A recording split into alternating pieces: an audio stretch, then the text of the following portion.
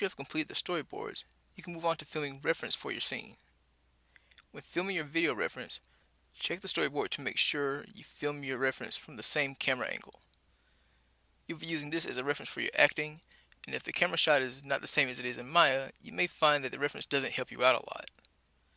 Show the whole body and all the actions in one camera angle. Make sure that you can see your feet and the head for all your actions. Remember, we will not be moving the camera during our animation.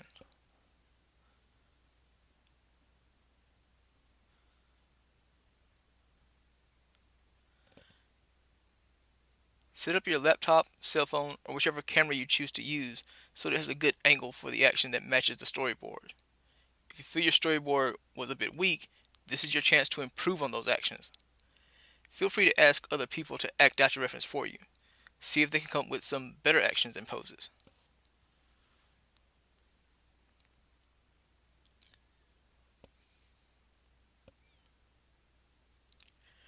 Refer to your characterization and use that to help yourself become your character. Once you have a firm idea of your character, try acting out the scene a few times before filming to get loosened up and to better slip into character. Being in character will help you act out actions that may be better than you planned in your storyboard. Feel free to film the dialogue section separate from the walk or non-dialogue parts.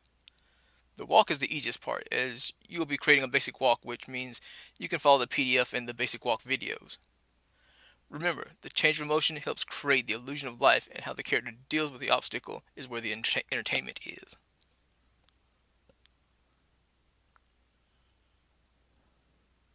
Not extending enough on your follow-through. Follow-through is everything in golf, just like life. Don't you mind?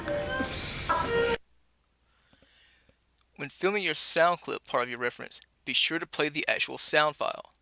Let it loop a few times to be sure you're hearing the entire thing, and so you have enough lead to get into your scene and be ready to act. Don't try to act out the sound file just by saying the words yourself. You may put in pauses, changes in timing, or inflection of words without realizing, and the timing is very important in this section due to how the words are emphasized in the sound clip. Always act it out with the sound file playing. Don't rely on just your memory or imitation of the sound file.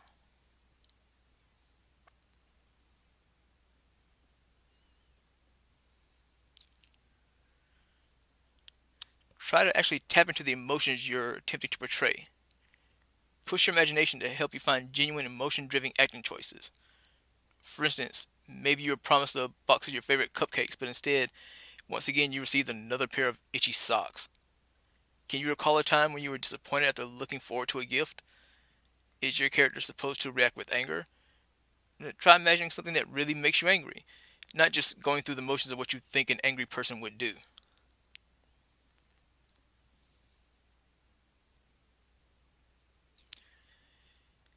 Animating turnarounds, sitting down, or getting up can be particularly challenging. Not only do they require a firm understanding of the mechanics of motion, but they may also make it difficult to get appealing staging with some of the poses involved. If you're having the character turn around to face another direction in your scene, make sure you do not turn your back to the camera. If these types of actions are part of your scene, be sure to act them out and film them.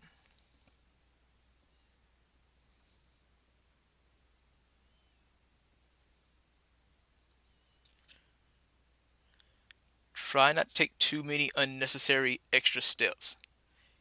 It will make it harder and not necessarily more interesting. We'd rather see a short and simple polished animation than a long unfinished one. It takes a lot of time to animate even simple actions, and adding unnecessary movements means that there are now more things to finesse in the scene. Keep in mind that even small steps require you to do all the walk poses each time you move the foot. Remember that your video is being used for reference. If you find that you're doing a lot of extraneous actions, such as taking too many steps, you can cut those out in your animation and still use the actions for your scene that do work. Keep it simple.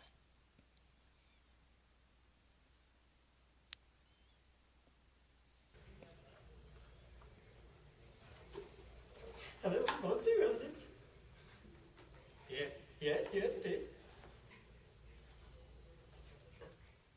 Well, fine, I didn't want to anyway.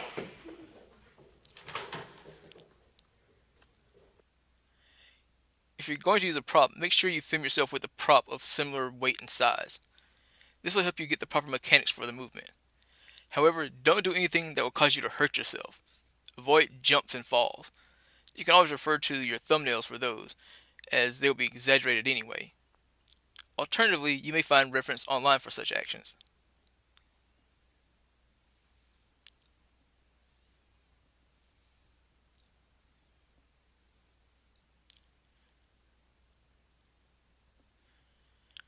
Once you have filmed yourself, analyze the video and find your key poses.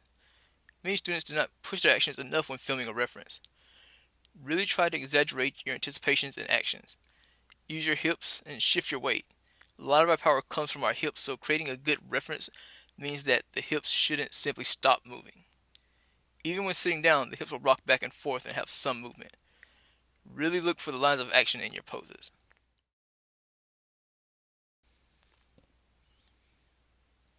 Oh, you may stray, but you'll always return to your dark master, the Go-Go Bee.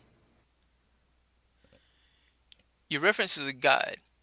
You can see here that the actor did not plan a good last pose, so he did make it stronger in his animation. Oh, you may stray, but you'll always return to your dark master, the Go-Go Bee. The better the pre-pro, the better the reference. The better the reference, the stronger the animation. Feel free to film the dialogue on a separate take.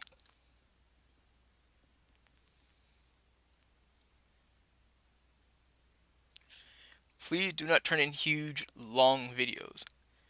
Edit them down into 2 individual versions. You can use whatever video editing software you like to for this. Recommend something in Adobe Suite such as After Effects, but you can also use QuickTime. Keep it short and simple.